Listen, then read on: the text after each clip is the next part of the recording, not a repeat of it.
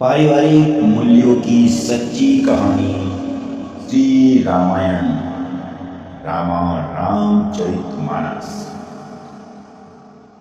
श्री राम जी की कथा एक कथा ही नहीं, ये हमारे परिवार, हमारे समाज, हमारी संस्कृति की आधारशिला है। इस सृष्टि में हर मनुष्य को श्री रामचरितमानस को पढ़ना चाहिए। जिस व्यक्ति ने श्री राम के कदमों के अनुसार अपना जीवन व्यतीत किया है, वह कभी भी दुख नहीं भोगता। आपसी मतभेद कभी उसके सामने नहीं आते। रामायण राम कथा एक महान कथा है। सनातन संस्कृति की सबसे महान कथाओं में से एक श्री रामचरितमानस। आज हम आपके लिए लेकर आए हैं रामचरितमानस हिंदी में, रामायण संपूर्ण कथा हिंदी में, पारिवारिक मूल्यों की सच्ची कहानी और सबसे अच्छी पारिवारिक मूल्यों की हकीकत, पारिवारिक मूल्यों का सच्चा वर्णन और सबसे अच्छा वर्णन श्री रामायण के। जो सुमिरत सिद्धि होई गणनायक करी बर बदन, करऊ अनुग्रह सोई बुद्धि राशि सुगुण सदन। सबसे पहले हम श्री गणेश जी की वंदना करते हैं, जिन्हें स्मरण करने से सब कार्य सिद्ध हो जाते हैं। जो गणों के स्वामी हैं, सुंदर मुख वाले हैं, वे ही बुद्धि के राशि और शुभ गुणों के धाम श्री गणेश जी मुझ पर कृपा करें।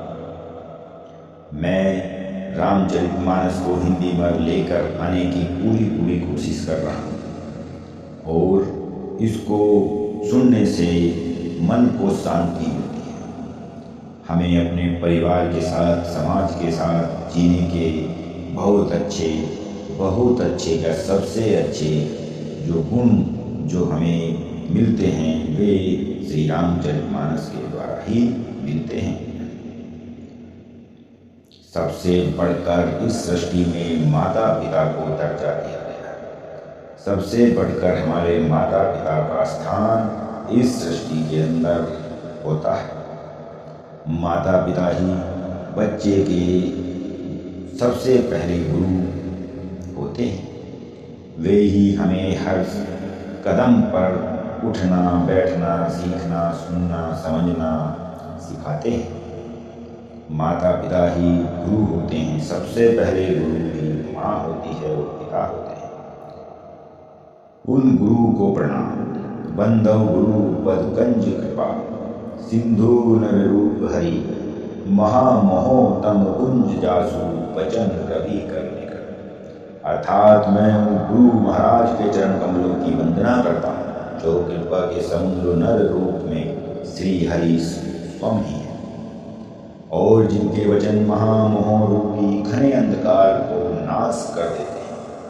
घने अंधकार को काटने वाली जैसे सूर्य की किरणें भी हमारे गुरु के समान ही होती है। श्री गुरुपद नख मणि गण ज्योति, सुमिरत दिव्य दृष्टि ही होती। दलन मोहो तम सो स्वर प्रकाशु, बड़े भाग गुरु आवई जासु। अर्थात श्री गुरु महाराज के चरणों नखों की ज्योति मणियों के प्रकाश के समान होती है, जिसके स्मरण करते ही हृदय में दिव्य दृष्टि उत्पन्न हो जाती है। वह प्रकाश अज्ञान रूपी अंधकार का नाश करने वाला है। वह जिसके हृदय में आ जाता है, उसके बड़े भाग्य हो जाते हैं। गुरुपद रज मृदु मंजुलंजन, नयन अमिय द्रविदोष विभंजन, ते ही करी विमल विवेक विलोचन, वर्णो रामचरित भव मोचन। अर्थात श्री गुरु महाराज के चरणों की ब्रज की कोमल और सुंदर नयनामृत अंजन है, जो नेत्रों के दोषों का नाश करने वाला होता है। उस अंजन से विवेक रूपी नेत्रों को निर्मल करके मैं संसार रूपी बंधन से छुड़ाने वाले श्री रामचरित्र का वर्णन करता हूँ। मुझसे अगर कोई त्रुटि हो तो मुझे क्षमा करें। ओम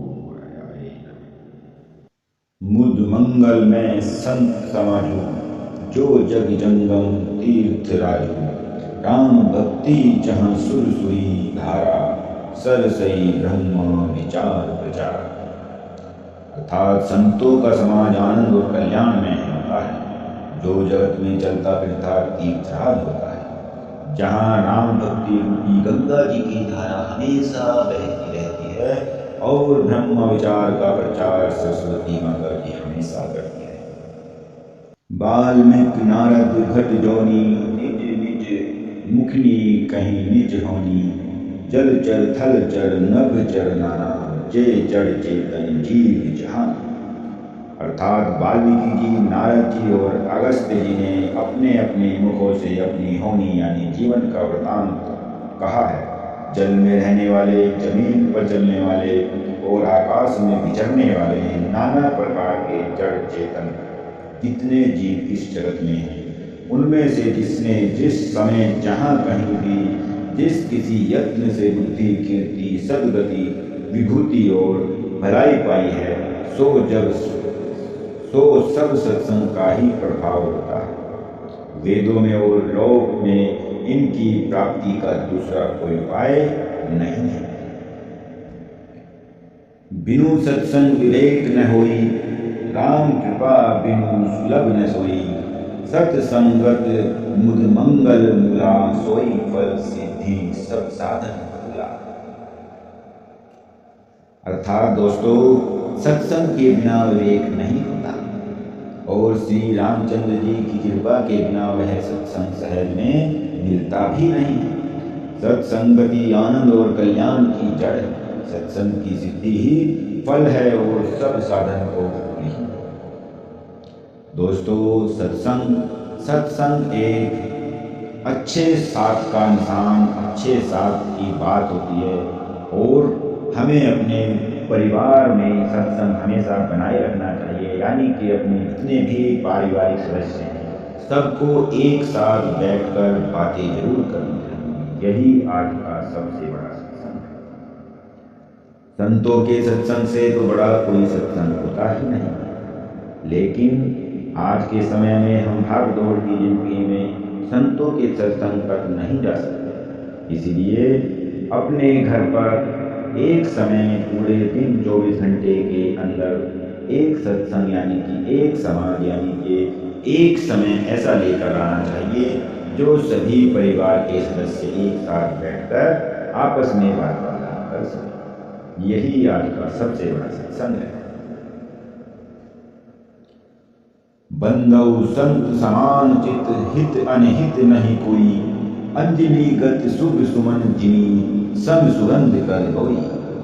मैं उन संतों को प्रणाम करता हूँ जिनके चित्त में समता है, जिनका न कोई मित्र होता है और न कोई शत्रु। जैसे अंजलि में रखे हुए सुंदर फूल, जिस हाथों ने फूल को तोड़ा और जिसने उनको रखा, दोनों ही हाथों को समान रूप से सुगंधित करते हैं। वैसे ही संत, शत्रु और मित्र दोनों का ही समान रूप से कल्याण करते हैं। संत सरल चित जगत हित, जानी सुभव सुनेहु। बाल विनय मुनि करी कृपा, राम चरण रति देव। सत्य सरल हृदय और जगत के हितकारी होते हैं। उनके ऐसे स्वभाव और स्नेह को जानकर मैं विनय करता हूँ यानी वंदना करता हूँ। मेरे इस बाल विनय को सुनकर कृपा करके श्री राम जी के चरणों में मुझे प्रीति दें, स्थान दें।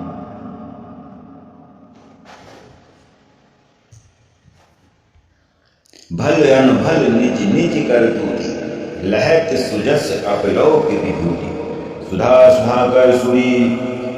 सुधाकर सुर सुरी साधु, गरल अनल कली मल सरी ध्याधु। गुण अवगुण जानत सब कोई, जो जेहि भाव लिख तेहि सोई। अर्थात भले और बुरे अपनी अपनी करनी के अनुसार सुंदर यश और अपयश की संपत्ति पाते हैं। अमृत, चंद्रमा, गंगा जी और साधु एवं विष अग्नि कलयुग के पापों की नदी अर्थात कर्मनाशा और हिंसा करने वाला व्याध। इनके गुण अवगुण सब कोई जानते हैं, किंतु जिसे जो भाता है उसे वही अच्छा लगता है, वो उसी के साथ जाता है, उसी के साथ रहता है। जैसे भलो भला तू ही पे लही लही निच इही बिजू सुधा सरा इहे अमृता गरल सरा इहे मिचू। अर्थात भला जो होगा वो भलाई को ही ग्रहण करेगा और नीच सिर्फ नीचता को ही ग्रहण करेगा। अमृत का सराहना, अमृत की सराहना अमर करने में होती है और इसीलिए उसे जाना जाता है, और विष की सराहना मारने में होती है और उसे इसीलिए उसे कोसा जाता है। वैसे तो भले वो पोच सब विधि उपजाए, बनी कुल दोष वेद भी लगाए, कही वेद इतिहास पुराना, विधि प्रपंच गुण और गुण साना।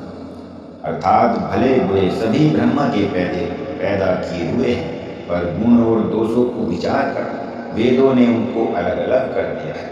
वेद, इतिहास और पुराण कहते हैं कि ब्रह्मा की यह सृष्टि गुण और गुणों से सनी हुई होती है।